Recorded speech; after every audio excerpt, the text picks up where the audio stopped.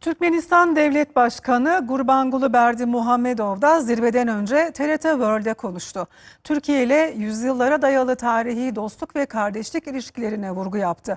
Türkmenistan Devleti'nin oluşumu sırasında Türkiye'nin verdiği desteği unutmayacaklarını söyledi. Türkiye ile Türkmenistan arasında ayrılmaz tarihi bağlar, iki devlet, tek millet sloganı ile güçlendi. Bağımsızlığının 30. yılını kutlayan Türkmenistan Devlet Başkanı Gurbanguly Berdimuhamedov TRT World'e konuştu. Yusuf Erim'in sorularını cevaplayan Berdimuhamedov, ikili ilişkilerin gelişmesinde Cumhurbaşkanı Recep Tayyip Erdoğan'ın katkısına vurgu yaptı. Değerli kardeşim Recep Tayyip Erdoğan'ın ikili ilişkilerin gelişmesine kişisel katkısını özellikle vurgulamak isterim.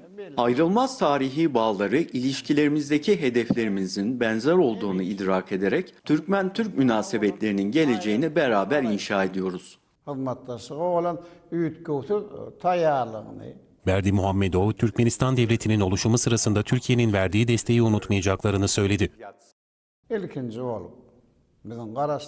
Türkiye, dünyada bağımsızlığımızı tanıyan ilk ülke oldu. Türkmenistan'ın uluslararası alanda tanınmasının tüm aşamalarında Türkiye'nin desteği özel bir önem taşımıştır. O dönemde tesis edilen Türkmen-Türk işbirliğinin gelenekleri ve ilişkilerimizin özel yapısı yıllar geçse de değişmedi, daha da güçlendi.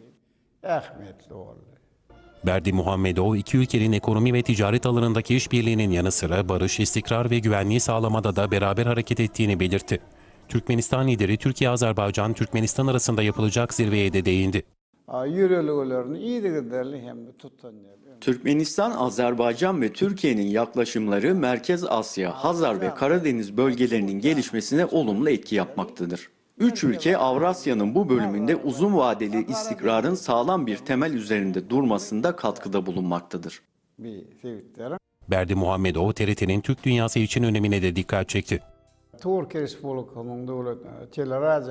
Türkiye Radyo Televizyon Kurumu, Türkmenistan dahil Türk dünyası ülkelerinde meydana gelen olayları, onların tarihini, geleneklerini ve modern gelişimini anlatma konusunda çok önemli bir görev yapmakta.